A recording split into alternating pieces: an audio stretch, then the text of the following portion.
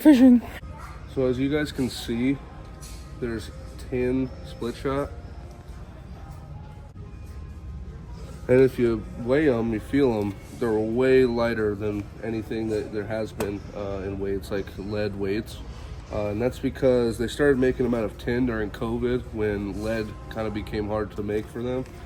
For all these brands, they get the lead from China.